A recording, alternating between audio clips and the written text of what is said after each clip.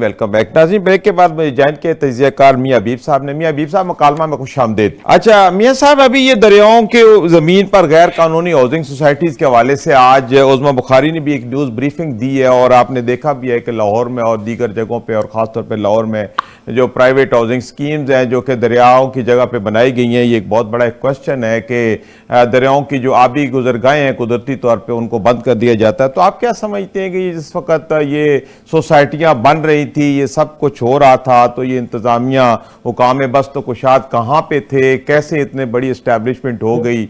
अब आप क्या समझते हैं कि आगे क्या फ्यूचर है ऐसी सोसाइटीज का? देखें, ये मुल्क ये है माफियाज का मुल्क। तो यहाँ जो है ना, यहाँ का दीन मजहब, यहाँ का आइन, यहाँ का कानून, यहाँ का इंसाफ वो है पैसे के बलबूते पर। जस्टिस फॉर सेल है, यहाँ पुलिस बराए फरोख्त है, यहाँ इंतजामिया हर वक्त जो है वो बिकने के लिए तैयार होती है।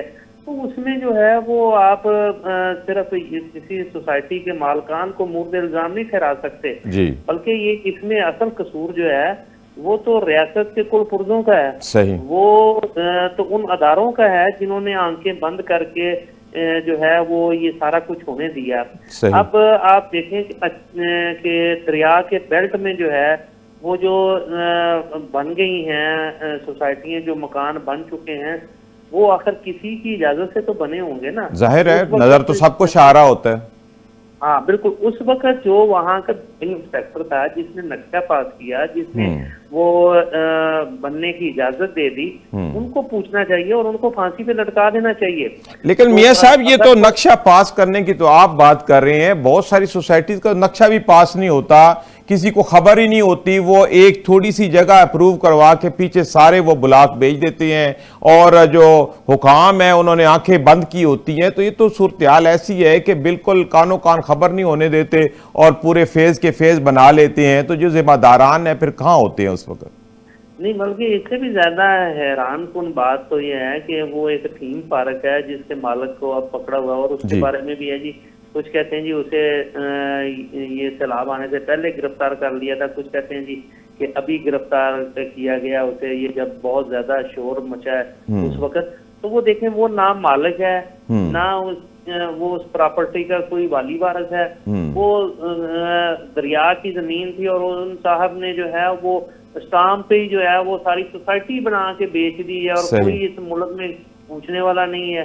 तो ये तो यहाँ का तो आदम ही निराला है, पैसा फेंक तमाशा देख वाली बात है। जिसके पास पैसा है और उसको हुनर आता है पैसा कमाने का, वो इस मुल्क में जो मर्जी कर ले, कोई पूछने वाला नहीं। और ये देख लेना, वो रिश्वत लेते हुए पकड़े जाओ, रिश्वत देकर छूट जाओ वाली बात है। सही कह रहे हैं। पार्क का जो मालिक है वो अपनी कमाई में से जो उसने अरबों रुपया इकट्ठा किया हुआ है उसमें से चंद एक अरब रुपया जो है वो दूसरों पर इन्वेस्ट करेगा, उनको दाना पानी फेंकेगा और वो बाइज्जत बरी होके बाहर आ जाएगा।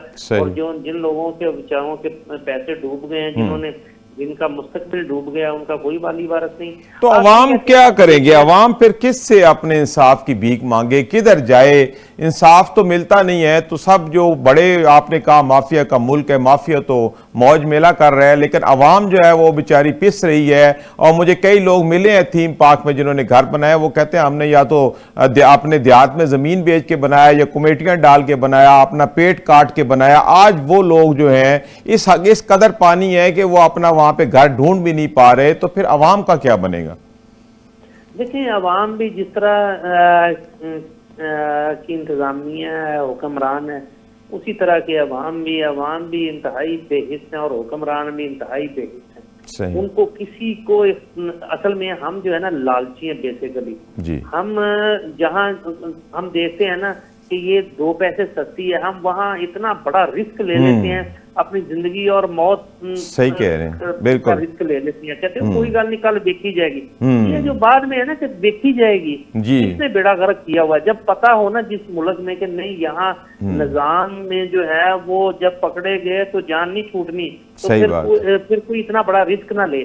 जब लोगों को पता है कि अच्छा यार कुछ भी नहीं होना कल को, यहाँ बेशुमार सोसाइटियां ऐसी हैं, बेशुमार इलाके ऐसे हैं जहाँ लोगों ने कब्जे पे जो है ना वो घर बना लिए, उसके बाद फिर जी वो जो भी आती है जो उसको कंफर्म कर दो जी, एक सही। कच्ची बाती डिक्लेयर करके इसको जो है मालकाना हकूक दे दो। जी। और बेशुमार लोगों को पता है कि हमने जब जहाँ जो कुछ बना लिया उसके बाद कोई पूछने वाला नहीं, तो फिर वहां तो फिर इसी तरह ही होगा ना जिस तरह अब हो रहा है। सही। बहरहाल ये देखें, मेरी बात सुने, अब भी इसका जो है ना हमें कहते हैं ना कि बंदा हालात तो वाकयात से सबक सीखता है, फिर मेरा नहीं ख्याल कि हम इससे कुछ सबक सीखेंगे। अभी 4 दिन की ये हाँ जी बिल्कुल, जब ये सारा कुछ खत्म हो जाना तो हमने भूल जाना, हमारी मेमोरी बड़ी जब शार्ट जाना है। तो फिर हमने कहना वो हो कुछ भी नहीं हुआ। सही कह रहे हैं पता आप। नहीं कभी आना है पानी के नहीं आना, ये सही लोगों बात। के ज़हनों में पहले था। और जी। चंद दिनों बाद भी फिर यही होगा। अभी रोना धोना है इसी तरह, अभी 4 दिन हम रोए धोएंगे, उसके बाद फिर दिलचस्प दिलकश इश्तहारात जो जी हैं, बिल्कुल। वो हमारी आंखें मूंद देंगे और सही फिर कह रहे हैं वही सिस्टम, वही खरीदो फरोख्त शुरू हो जाएगी। बिल्कुल आपकी बात बिल्कुल ठीक है। अच्छा मियां साहब, ज़राअत की हालत तो पहले हमारे मुल्क में बड़ी पतली है, लेकिन मौजूदा सैलाबी सूरत हाल ने खासतौर पर पंजाब में ज़राअत का जो है वो बेड़ा गर्क कर दिया। सूरत हाल बड़ी मखदूश नज़र आ रही है, खड़ी फसलें तबाह हो गई हैं। और उधर chairman peoples party Bilawal Bhutto का कहना है कि मुल्क में जो है वो ज़री इमरजेंसी लगाई जाए। तो आप क्या समझते हैं, इस वक्त हमें हुकूमतों को ज़री इमरजेंसी की तरफ जाना चाहिए और ज़राअत से वाबस्ता लोगों को रिलीफ देना चाहिए? देखिए जी, किसान पहले ही मरा हुआ था। वो कहते हैं ना, मरे को मारे शाह मदार। वो बेचारे किसान, खास करके पंजाब के किसान के साथ हुआ है। सही। कि पहले इनको जो है वो गन्ने की कीमत ना मिली। अच्छा, फिर उसके बाद इनको जो है वो गंदम की कीमत ना मिली। जी बिल्कुल। अब जो है वो तिल बोए हुए थे लोगों ने, वो कमात था थी, कमात था, वो सारा, और मूंगी लगाई हुई थी, वो सब कुछ जिन्होंने पंजाबी के अंदर रुड़ गया। जी बिल्कुल। तो वो जो बह गया है ना, वो तो वापस नहीं आ सकता। अब वक्त है मैनेजमेंट का, इनको देखना चाहिए। हम बदकिस्मती ये है हमारी कि हमारा ना वतीरा बन चुका है कि जब हमारे सर पे कोई चीज लगती है ना आके, पंजाबी कहते हैं जिन्होंने डांग बजती है सिर के, फिर होश आती है। सही बात। तो इनको ना उस वक्त होश आती है जब पता चलता कि अब तो सुबह के लिए खाने के लिए नहीं है। जी तो जी। फिर इनको होश आती है, हो यार ये तो खाने के लिए है कुछ नहीं, जल्दी जल्दी से मंगवाओ बाहर से, कोई कहीं से इंपोर्ट कर लो, कहीं से ये कर लो, कहीं से वो कर लो। और फिर पैसे भी डबल से ट्रिपल खर्च करते हैं, उनमें दिहाड़ियां भी लगाते हैं, और फिर जो है वो कीमतें भी आसमान को बातें कर रही होती है। तो असल में इस वक्त जरूरत इस बात की है कि ये सारा कुछ ना सर्वे करने की जरूरत है। जितनी फसलें तबाह हो गई हैं उसका इम्पैक्ट क्या आएगा और उसका मुतबादल हमें क्या करना चाहिए। और बिल्कुल मैं इसके हक में हूँ कि किसानों को उनके मुआवजा देना चाहिए। किसान पहले ही मरा हुआ था, उसकी कमर टूट गई है, जिसका घर बार बह गया है, जिसके मवेशी बह गए हैं, लाइव स्टॉक को बहुत ज्यादा नुकसान पहुंचा है। जी सही कह रहे हैं, फसलों को बहुत ज्यादा नुकसान पहुंचा। और ये कम से कम ये 1 साल तक जो है ना, ये हम रिकवर करने में कामयाब होंगे। हम असल हालत में जाने के लिए ना 1 साल लगे। अब लोगों को मकान बनाने पड़ेंगे, पता नहीं उनकी जमीनों पर जो है वो मट्टी आ गई होगी, उनको लेवलिंग करनी पड़ेगी। जो तबाह हो गई हैं, जो उनके मवेशी बह गए हैं, तो ये सारा कुछ उनकी रिकवरी में एक बड़ा टाइम लगना है। सही बात। तो उसके लिए अब किसानों को पैकेज देने चाहिए, उनको उनकी बहाली काम करने चाहिए। लेकिन अभी तो बेचारे लोग डूब रहे हैं, अभी तो उनको बचाने का वक्त है। बचाने के साथ साथ ही लेकिन मैनेजमेंट यही होती है, अच्छी इंतजामिया ये होती है कि वो अभी से सर्वे शुरू करें। सही बात है, बिल्कुल, ताकि रिलीफ वर्क हो सके।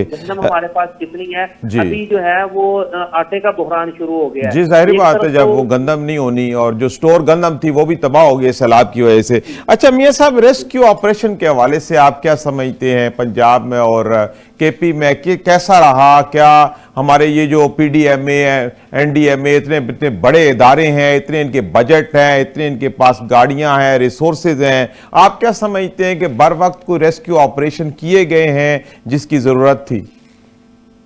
देखें, जहां तक तो है ना क्लाउड बर्स्ट जिन इलाकों में हुए हैं, वो तो अचानक आसमान से पानी गिरा और उसमें वो बहा कर ले गया, और उसके बारे में तो कुछ पता नहीं था, कुछ इल्म नहीं था। लेकिन जिन इलाकों में पता था कि यहाँ 1 हफ्ते बाद पानी आ जाना है और बार बार अलर्ट भी किया गया था, वहाँ अगर रेस्क्यू में कोई कमी कोताही आई है तो वो मेरा ख्याल है कि काबिल मजम्मत है।